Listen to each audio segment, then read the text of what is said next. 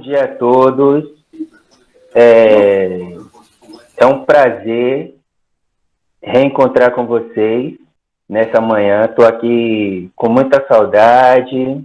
Espero que todos estejam bem, se cuidando. Vamos falar, né? Matemática, coronavírus, como analisar a situação da pandemia à luz dos números. Qualquer dúvida durante a explicação, podem interromper, podem questionar, tá bom? Quem entender a realidade que estamos vivendo está difícil, imagine aprender a ler e a interpretar todos os dados que vemos diariamente sobre o Covid-19. A atividade principal da matemática no cenário atual é analisar dados sobre a disseminação da doença, assim como projetar cenários possíveis para o futuro. A leitura de gráficos deve ser um dos conteúdos mais cobrados pelos exames, com dados coletados por fontes oficiais, mostrar diferença entre escalas lineares e logarítmicas e explicar como é possível entender a disseminação da doença e quais são as repercussões matemáticas do isolamento social. Vocês devem estar atentos à escala dos gráficos em questões comparativas. É possível que diferentes gráficos com os mesmos dados apresentem inclinações diferentes, apenas porque estão sendo trabalhados em escalas diferentes. A gente logo vai tratar sobre isso. Apesar dos dados em situações pandêmicas serem alterados todos os dias, as questões de vestibulares devem ser apresentadas de maneira mais simples, com situações mais claras. Por exemplo, na realidade é impossível sabermos a base da função exponencial, que indica quantas pessoas são infectadas por um contaminado. Mas, nas provas, essa informação deve ser apresentada no enunciado da questão. Esteja preparado também para problemas de porcentagem que devem se relacionar com outras disciplinas, como biologia, química, geografia. Além disso, outro tema importante será relacionado às questões econômicas do país, a partir de exercícios de matemática financeira, como juros simples e compostos. Na aula de hoje, vamos falar sobre matemática no contexto dessa pandemia. E a primeira coisa que nós vamos estar falando, né, é sobre os indicadores. O que são os indicadores?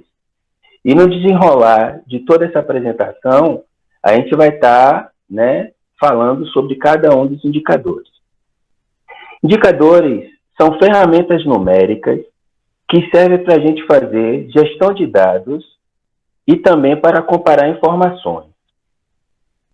No momento atual, alguns indicadores têm sido utilizados pelas organizações de saúde, como, por exemplo, a taxa de incidência, a taxa de letalidade e a taxa de mortalidade.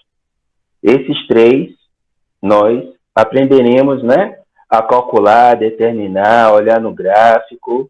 Esse é o objetivo da aula de hoje.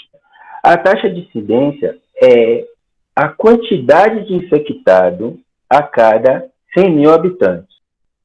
A taxa de letalidade é o percentual de morte dentre os infectados. E a taxa de mortalidade é a quantidade de mortes a cada 100 mil habitantes. A gente vai falar um pouquinho sobre cada uma delas. Como calcular a taxa de incidência?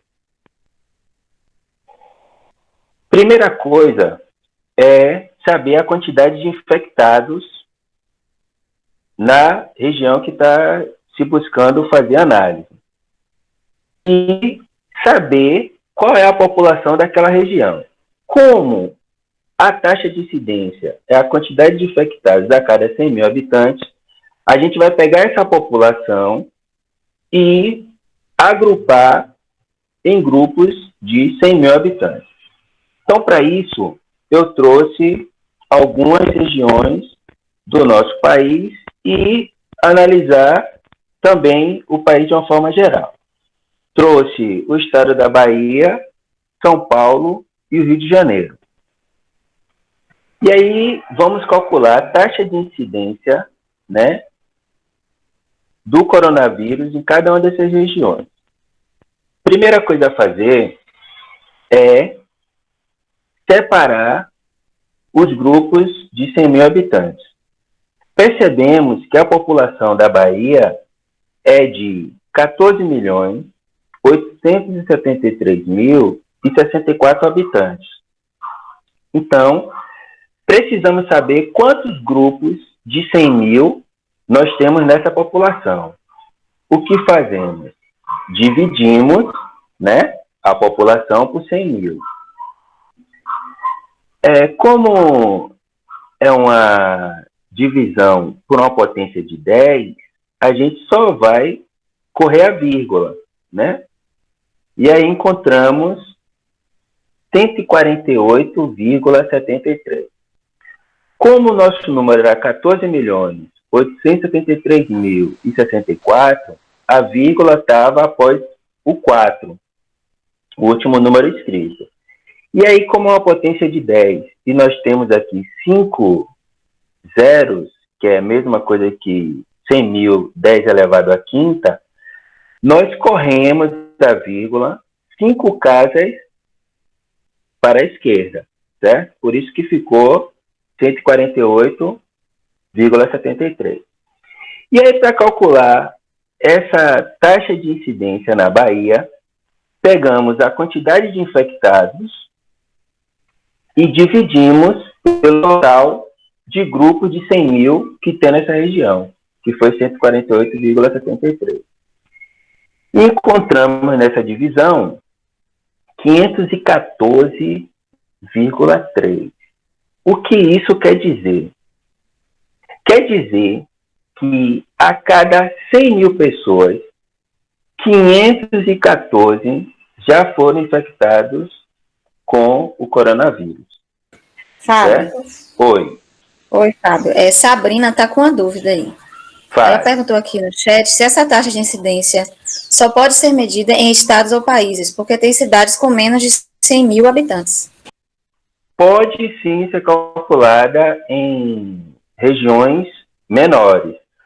Para ter uma padronização e você fazer relações com outros lugares, se estabeleceu 100 mil, certo? Para poder você, como a gente vai ver futuramente aqui, qual a região que tem uma situação pior ou melhor, qual que está se saindo melhor com essa pandemia.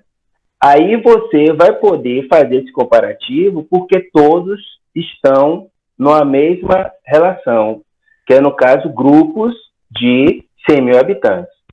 Então, a taxa de incidência na Bahia está de 514. Por que eu coloquei 514 e não 514,3? Porque estamos tratando de pessoas, então a gente faz a aproximação, certo? Como está abaixo de 5 após a vírgula, a gente aproxima para 514. Se tivesse aqui 514,5 ou 6, aproximaremos para 515, certo? Da mesma forma, eu calculei aqui, né, a taxa de incidência para São Paulo, para Rio e para o Brasil. Em São Paulo, mesma coisa, mesmo cálculo. Pega a população, divide por 100 mil, pega a quantidade de infectados e divide por essa quantidade de grupos de 100 mil habitantes. Então, 459,19 grupos de 100 mil habitantes. E aí, encontramos uma taxa de 631,4. Novamente, fazendo a aproximação, nós temos a cada 100 mil pessoas, 631 foram infectadas com coronavírus. Tá tranquilo? Vamos lá. Rio de Janeiro. População,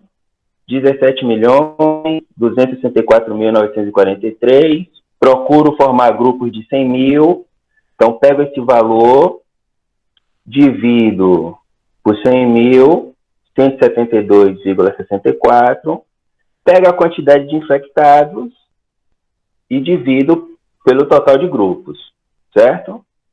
Então, a taxa de incidência no Rio de Janeiro foi de 667,7, que a cada 100 mil habitantes, 668 pessoas foram infectadas com coronavírus. E, por último aqui, o Brasil, que temos 1.448.753 casos registrados até o momento, né? Logo, logo eu vou mostrar uma fonte aqui de onde eu tenho retirado esses dados. E a população também de 210.146.939. Formo grupos de 100 mil.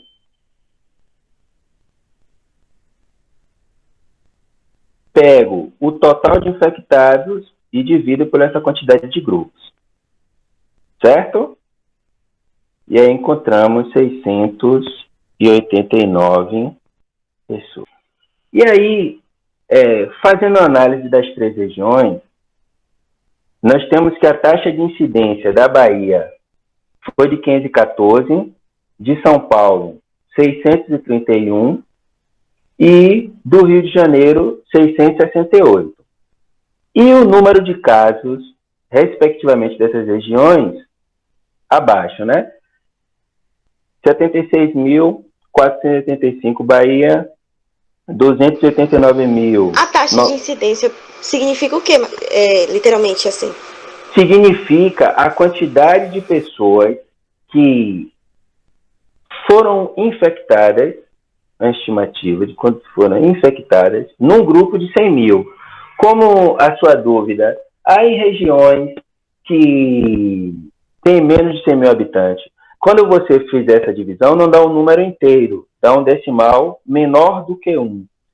Mas ali vai indicar a quantidade de pessoas, quando você fizer a divisão dos infectados por esse grupo, de quantas pessoas foram infectadas em grupos de 100 mil habitantes. Ou seja, na Bahia, a cada 100 mil pessoas, 514 foram infectadas. Em São Paulo, no mesmo grupo de 100 mil, 631 pessoas foram infectadas. Já no Rio de Janeiro, na mesma quantidade de grupo de pessoas, de 100 mil habitantes, 668 foram infectadas. Entendeu o que significa a taxa de incidência? Sim, entendi. Pronto.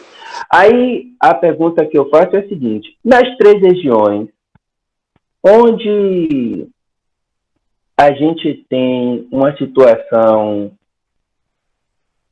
mais delicada, Bahia, São Paulo ou Rio, a gente analisaria pelo número de casos ou a taxa de incidência? A taxa de incidência. Então, nesse caso, seria a taxa de incidência. Justamente.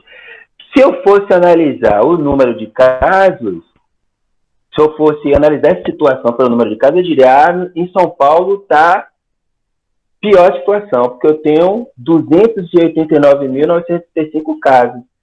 Mas em grupos de 100 mil, eu tenho mais infectados na região do Rio de Janeiro. Então, é isso que a taxa de incidência ela nos diz. E aí eu posso estar fazendo a comparação em qualquer região do estado, do país, do mundo, porque eu vou estar fazendo um paralelo em relação a grupos. A grupos de 100 mil, eu tenho quantos infectados? Tenho tantos. Então, é o que a gente vai fazer uma comparação na estante aqui com países. Certo? Tranquilo aí, gente? Agora, vamos analisar os indicadores do Brasil e outros 2 países. Brasil com a Suécia, país lá no norte da Europa, esse aqui, ó. E a Nova Zelândia, esse que está destacado aqui no sul do Oceano Pacífico. A gente já calculou do Brasil, certo? A Nova Zelândia e a Suécia eu trouxe. Depois eu indico dos lugares onde eu estou no final, né? Onde eu estou tirando esses dados. No Brasil, a taxa de incidência foi de 689 pessoas a cada grupo de 100 mil.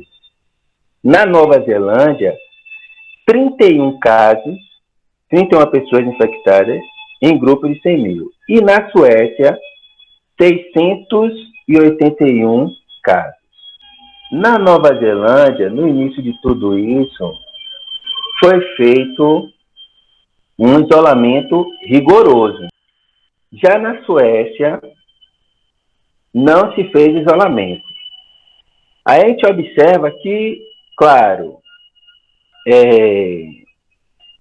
a diferença entre esses dois países é bem grande, mas ambos são desenvolvidos e a forma como eles se comportaram, né, diante a pandemia responde como estão os números.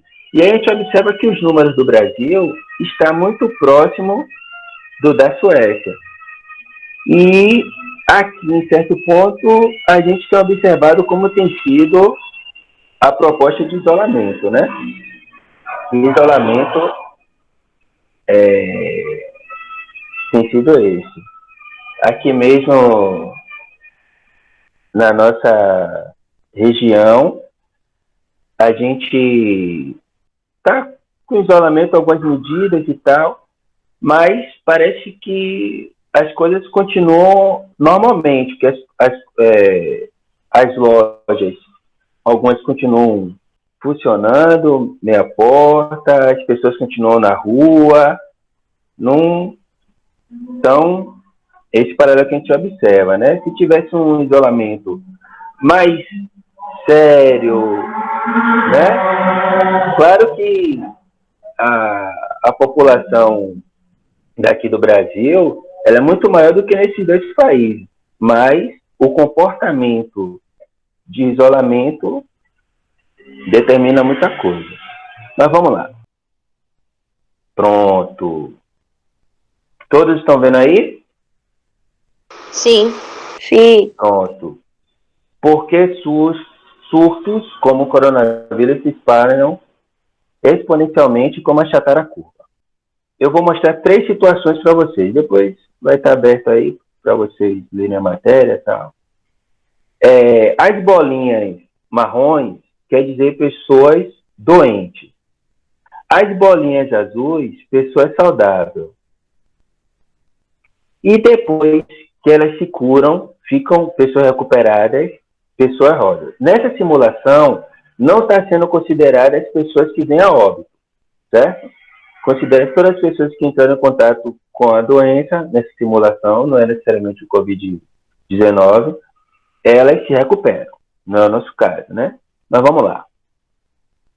A primeira situação é livre para todos, que foi, como eu coloquei no exemplo, que não teve isolamento na Suécia.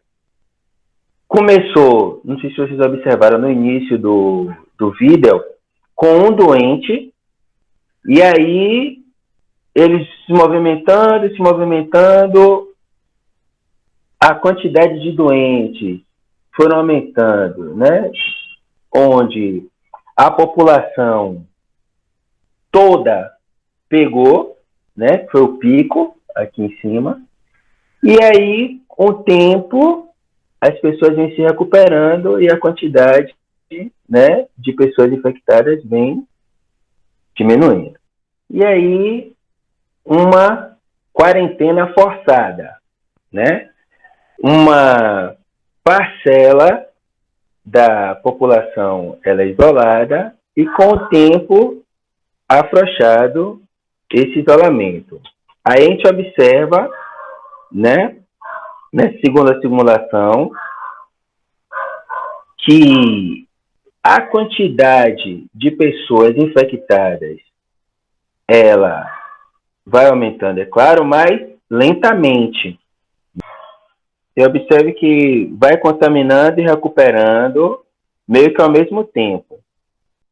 É o objetivo da quarentena, né? E já tem lá, aqui em cima, a marrom, quantidade de infectados, e a rosinha, a de pessoas se recuperando. Beleza? Que é mais ou menos o que a maioria está buscando fazer, né?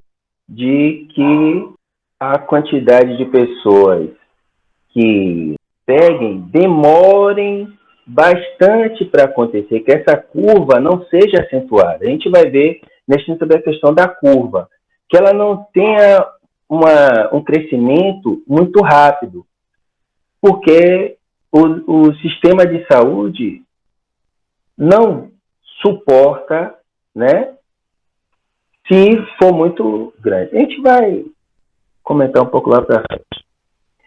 E a terceira simulação é o distanciamento social, certo? Onde uma parcela está se movimentando, né? São as que têm a necessidade, né, de os serviços essenciais. Se observa que essa quantidade de infectados, ela é bem mais suave, bem mais lenta do que a anterior, da quarentena, que dá a possibilidade de uma recuperação. Se eu observar nesse momento, a quantidade de recuperados está quase equiparada com a quantidade de infectados, certo? Agora a gente vai falar sobre a taxa de letalidade. A taxa de letalidade é o percentual de morte dentre os infectados. Então, para a gente determinar esse percentual, a gente vai precisar saber a quantidade de pessoas que veio a óbito por conta do coronavírus e a quantidade de infectados na região. Aí, novamente, eu trouxe aquelas 4. O que a gente vai fazer? Na Bahia, quantidade de mortos, 1.902. Esse dado, todos esses dados aqui foram tirados, estão atualizados de ontem, tá bom? Tem o site que eu tirei essas informações, ele atualiza às 18 horas de cada dia. Então, provavelmente, quando a gente fizer a consulta logo aqui na frente, vai estar indicando esses valores ainda. Então, na Bahia, a quantidade de mortos por coronavírus foi de 1.902. E a quantidade de infectados, 76.485. Aí o que é que eu faço? Eu calculo a razão, ou a divisão do número de mortos pela quantidade de infectados. E isso me dá a taxa de letalidade. Que, no caso, a de Bahia está em 2,5. O que isso quer dizer? Isso quer dizer que diferente da taxa de incidência, que a gente procura grupos de 100 mil habitantes, aqui é a cada 100 pessoas, que é porcentagem, por 100. Então, a cada 100 pessoas, 2,5, como a gente trata de pessoas, a gente vai aproximar, né? 3 pessoas, né? A cada 100, 3 vêm a óbito por conta do coronavírus, na Bahia. Aí eu trouxe o cálculo de São Paulo, mesma coisa.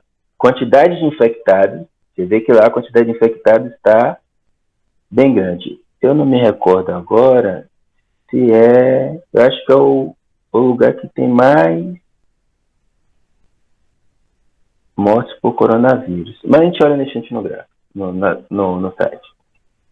Então, pega a quantidade de mortos e divide pela quantidade de infectados. Nós temos um total de 5,2%.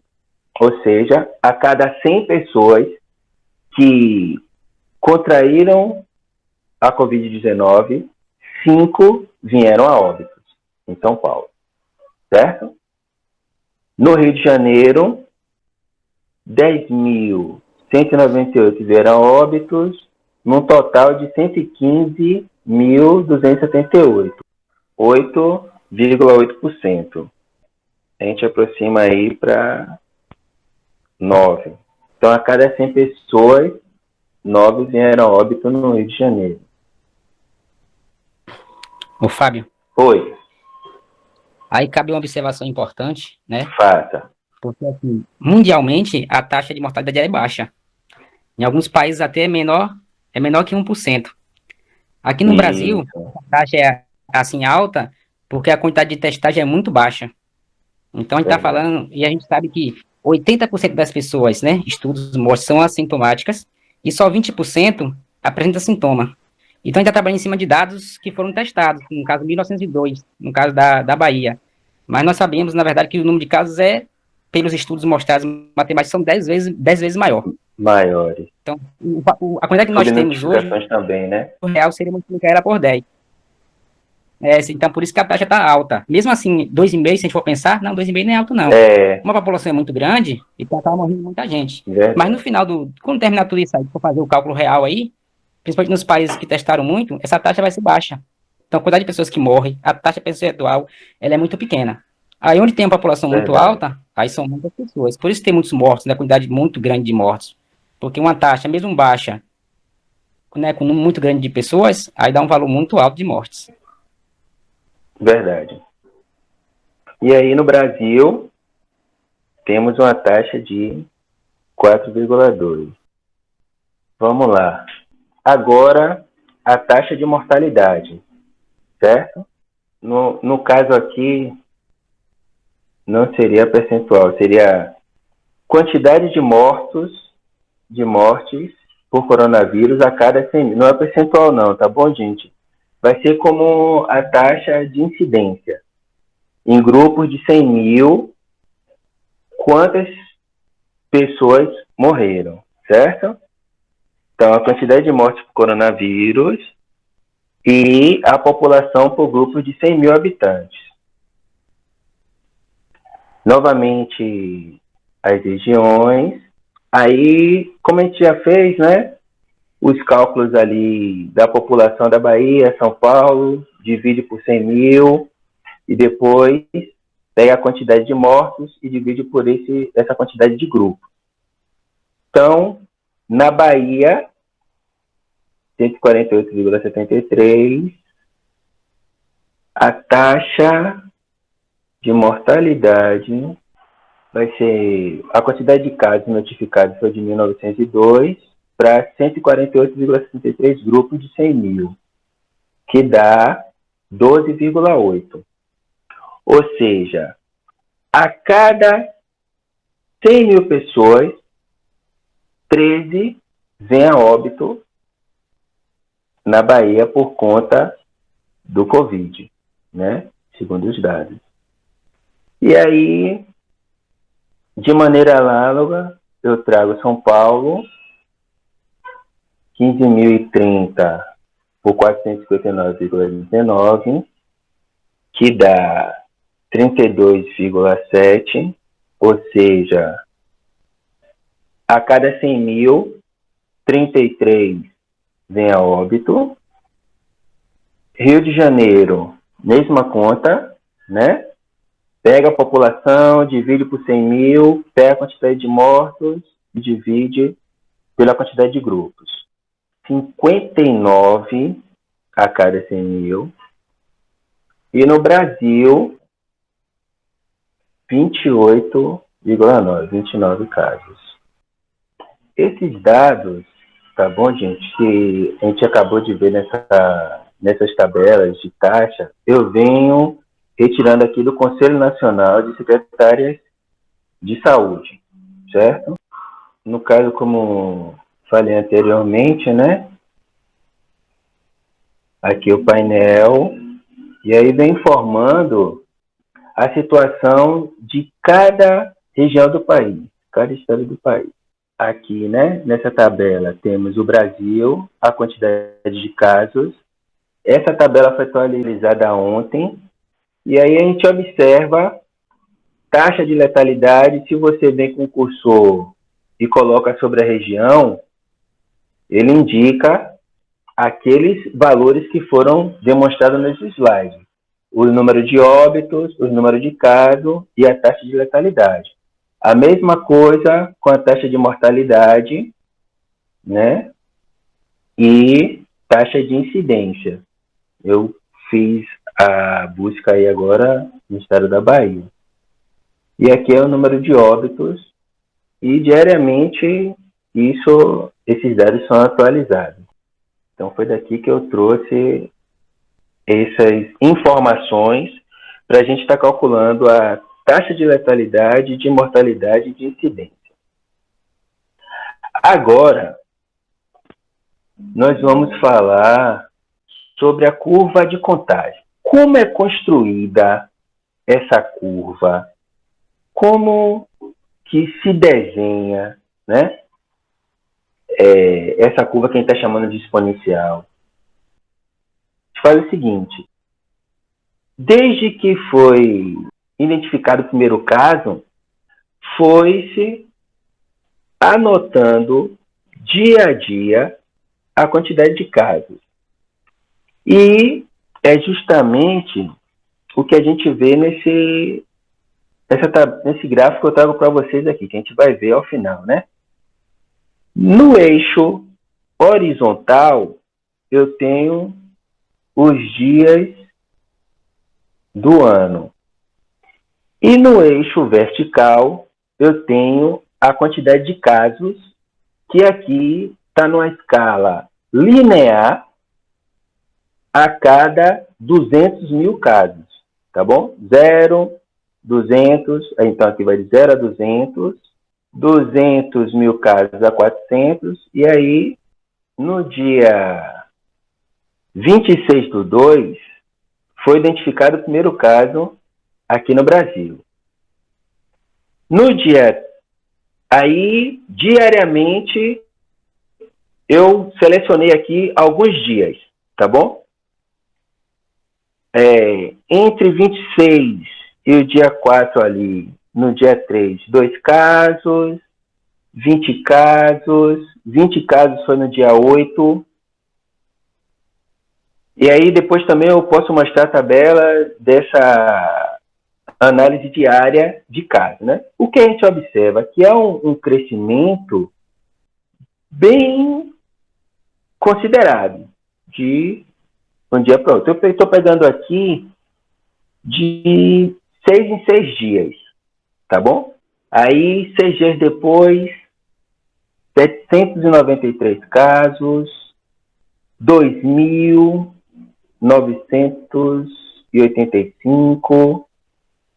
São, ainda na escala da vertical, valores menores que 2.000, né? Aparentemente, observando, parece que a curva está, em comparação de 0 a 200 mil, parece uma reta, mas quando a gente olha os valores, a gente observa que está tendo um crescimento de um dia para outro, né? Nesse período observado. Aí já foi para 23 mil, 38 mil, e esse crescimento cada vez maior do que o anterior, dando esse formato de curva, certo? É o que a gente chama esse crescimento de exponencial, que, como eu li para vocês inicialmente, fala o seguinte: olhando para a curva, essa que foi apresentada, que é o caso aqui do Brasil, tem como a gente determinar quem é o valor da base que determina essa função. Mas eu posso indicar que não é um crescimento linear. Um crescimento linear é um crescimento constante. Vamos supor, aumenta sempre de 10 em 10, de 20 em 20, de 30 em 30. Aqui a gente não tem uma precisão de quanto foi esse aumento, e esse aumento é bem considerado, é bem grande. Por isso que esse aumento, né, essa curva, a gente chama de exponencial. Aí o próximo é mais ou menos o formato da nossa curva. Aqui já tem cada pontinho desse a cada dia, né? E o valor. O que eu não vou tratar muito nessa aula de hoje é sobre essa questão de linear e exponencial, não. A gente vai considerar que essa curva ela é exponencial. Ponto. Sendo exponencial, o que é que eu tenho que ficar atento em questões quando se falar de curva de contágio, de pandemia, tal, o que é que eu tenho que ficar atento? A escala. A escala que o gráfico está sendo apresentado, certo? Se eu observar essa escala aqui, no eixo horizontal, eu tenho os dias, certo? Variando de 7 em 7. 7 dias. A escalazinha aqui embaixo. Mas eu tenho, né, para não ficar muito carregado de informação, não tem todos os dias, mas cada pontinho aqui é um dia. Mas a escala está de 7 em 7 e na vertical está em 200 mil a 200 mil. Beleza? Aí eu vou mostrar mais uns 3 gráficos. E aí quais são as conclusões que a gente pode tirar desses gráficos? Se essas conclusões estão corretas, não, certo? Eu tenho esses 2, beleza? O da esquerda, eu observo que agora ele está de 14 dias. E na vertical, eu tenho casos de 200 e 200 mil. Continua tanto da direita como da esquerda. E o da direita, eu tenho a escala aqui de 7 em 7. A pergunta que eu faço a vocês, dos 3 gráficos apresentados, primeiro, o da esquerda e o da direita, qual é o que está tendo o maior avanço do coronavírus? O primeiro, o segundo ou o terceiro? O terceiro. O terceiro tem maior? Porque eu acho que é do segundo. O segundo. Eu acho que é do segundo. O segundo é esse que tá no canto de cá? No canto esquerdo. Sim, na direita. O na direita é o de escala de 7 em 7. Então, eu acho que é esse da esquerda mesmo, porque, tipo, ele começa a subir mais rápido do que o de cá. Do que o da direita, é. Certo. Aí eu vou mostrar um quarto gráfico para a gente concluir alguma coisa. Um quarto, certo? O que eu fiz questão de mostrar para vocês aqui é o seguinte: todos os 4 representam a mesma proporção de crescimento do coronavírus. Tanto o primeiro, quanto o da esquerda, da direita e esse daqui. A única diferença é o seguinte, é a escala que está sendo colocado no eixo X.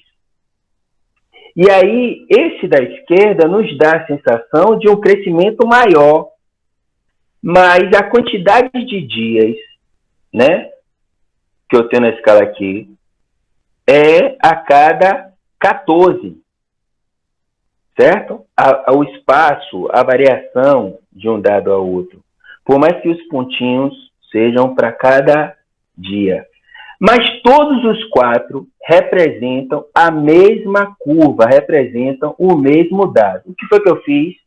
Eu comprimi esse da esquerda, peguei aquele primeiro, comprimi, o último, estiquei. Então, o que é que você tem que prestar atenção na hora do gráfico? É observar os dados de cada dia e a escala. Provavelmente, Claro que aqui eu não botei a informação dos dias, né? Mas ele vai indicar, ó, no dia 22/4, eu tive 59.324 casos. E no dia 17/6, eu tive 978.142. E aí você vai ver a relação entre esses dois valores identificados. Mas fiquem atentos à escala dada. Você vê que na vertical mantive a medida de 200 e 200, mas na horizontal eu alterei, mas todos representam a mesma situação. Ficou claro isso? Ficou. Ok. Aí eu trouxe mais um, de onde eu tirei um site interessante para a gente fazer essas análises gráficas. Deixa eu olhar aqui. Esse, ele identifica também a quantidade de casos no mundo, tá bom? Ok. Essas manchinhas em vermelho são as pessoas infectadas, né? A ideia por região no mundo. E aqui tá carregando ainda, pronto. Eu vou analisar o Brasil, certo? Vou dar uma olhada no Brasil. Aí eu venho aqui nesse canto esquerdo, que eu observo, ó, que tem 1.448.753 casos, que é justamente a quantidade de casos que está indicando na CONAS. Pronto. Aí, nesse canto direito aqui, que é a análise gráfica, certo? Tem exatamente a análise de quando foi identificado o primeiro caso de Covid, né? E aqui, no caso, está em relação ao mundo. Eu vou olhar Brasil. Então, eu venho aqui, marco Brasil. Aí ele vai dar uma atualizada.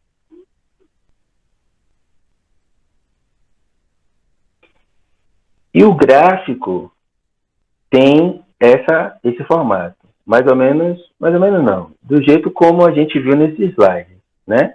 E quando eu arrasto aqui a cada dia, eu posso ampliar esse gráfico. A cada dia, você vê que é o mesmo gráfico apresentado lá, né? Aí, o que eu queria chamar a atenção aqui, nessa questão do vírus e tal, o crescimento exponencial, a questão da escala, é que esses dados também, eles podem vir na escala logarítmica, que é o que está aqui do lado.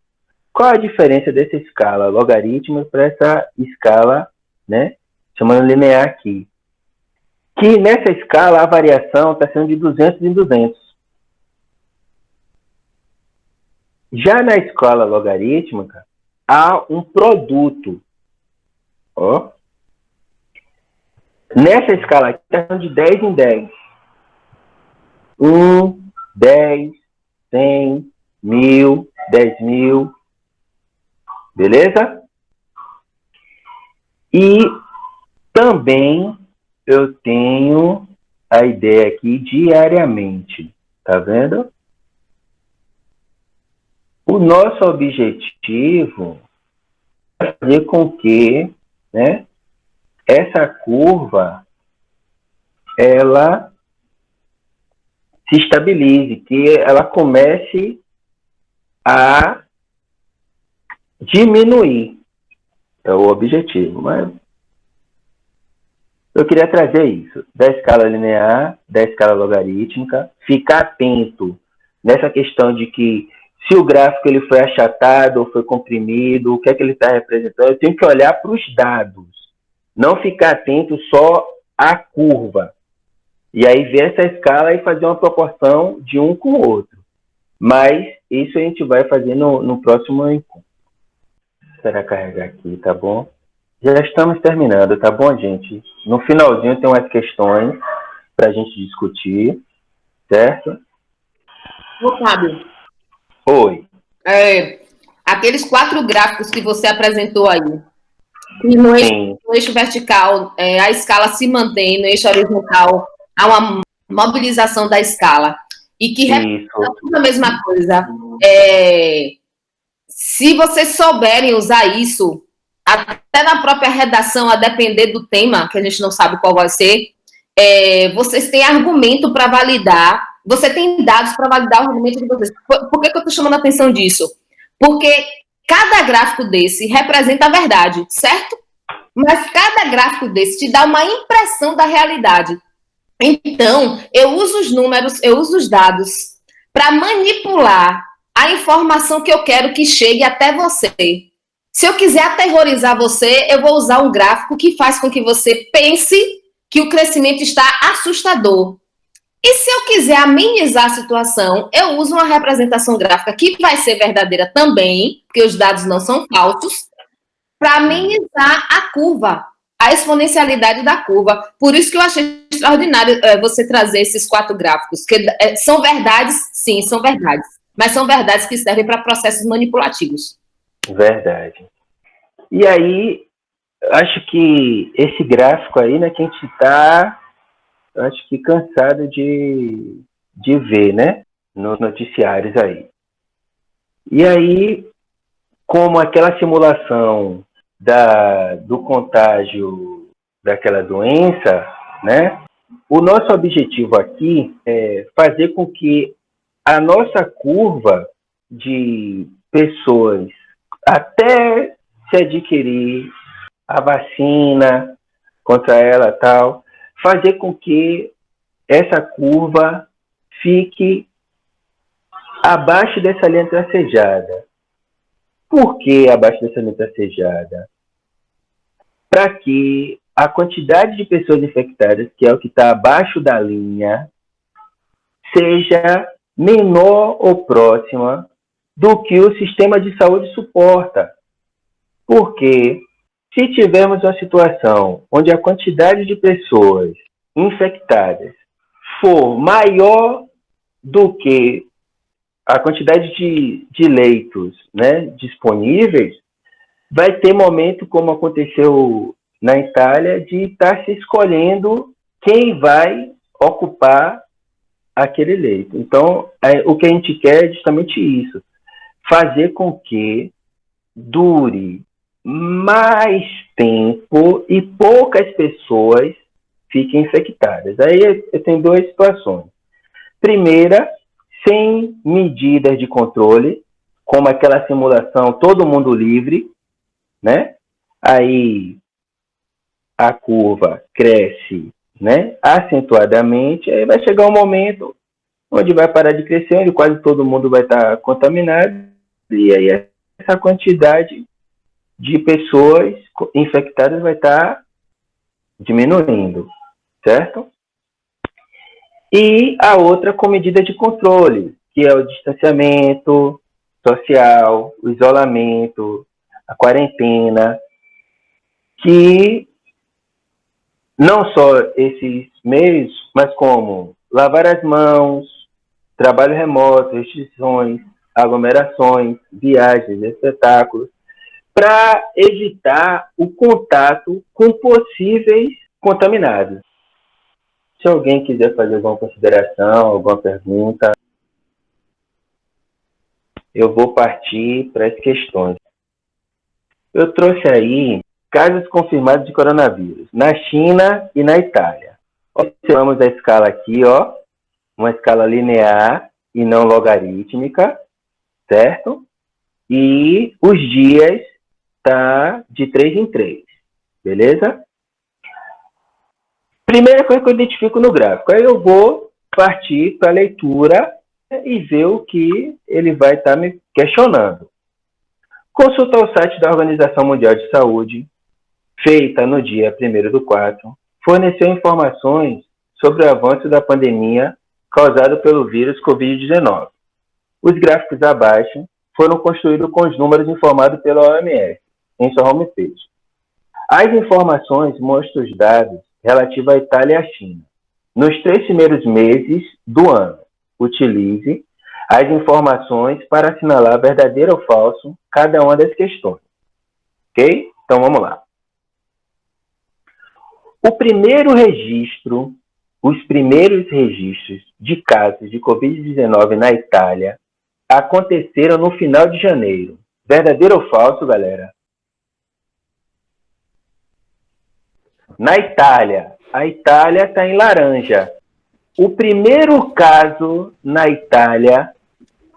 Alguém consegue me dizer a data aí? 28 de janeiro. Beleza. Então, verdadeiro ou falso?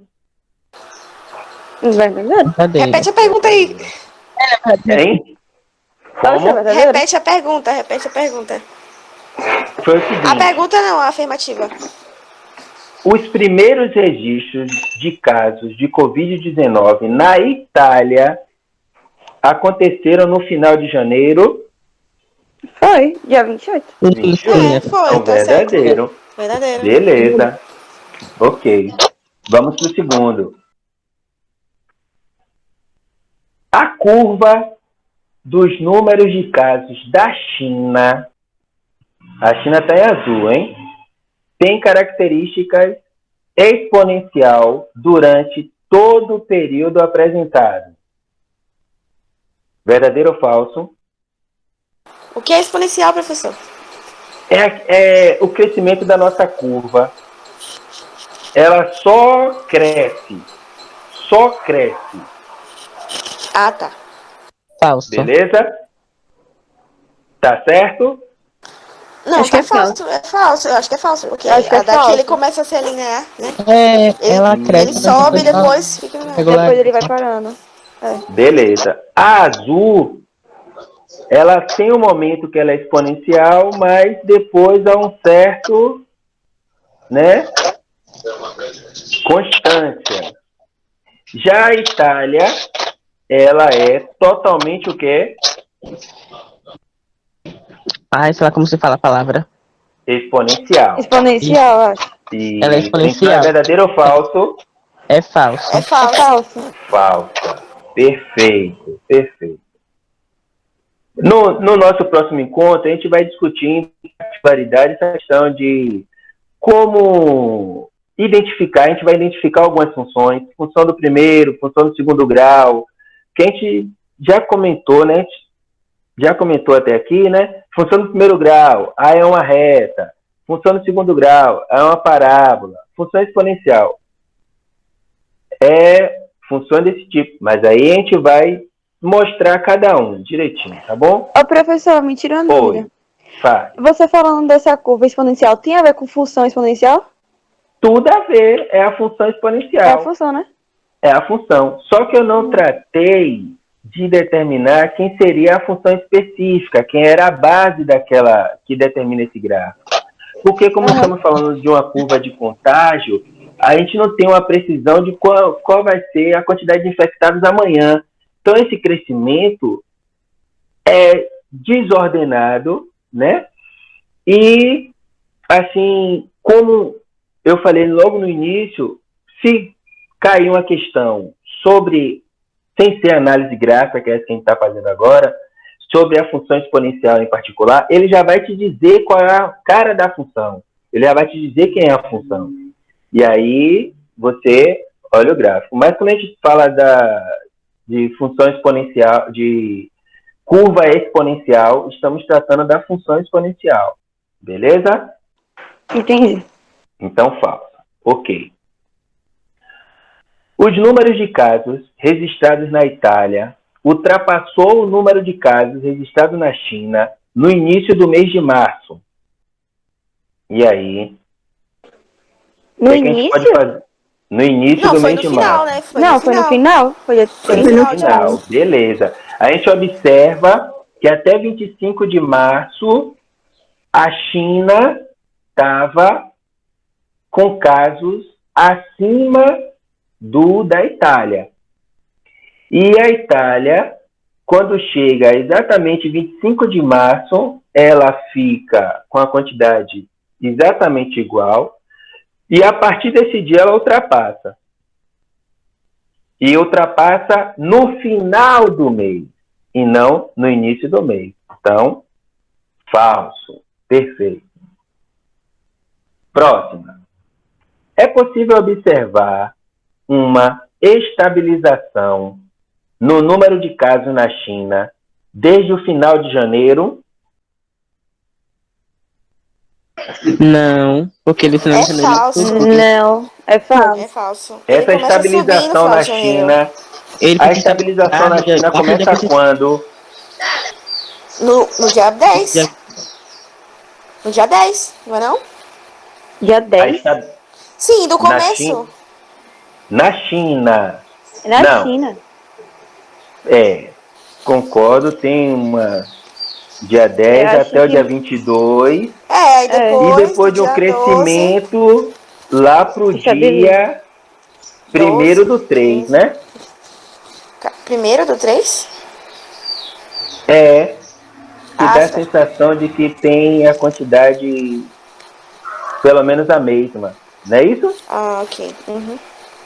Pronto. Então, verdadeiro ou falso? Então é falso. É falso. Beleza. Eu acho que é a penúltima. Na primeira quinzena de fevereiro, houve um episódio de aumento abrupto dos casos registrados na China. Lembrando, quinzena a cada 15 dias. E aí, verdadeiro ou falso? Eu acho que é verdadeiro. Eu acho que é verdadeiro também. Tô tentando entender o enunciado ainda. Não entendeu o enunciado, não? Não. Vou ler.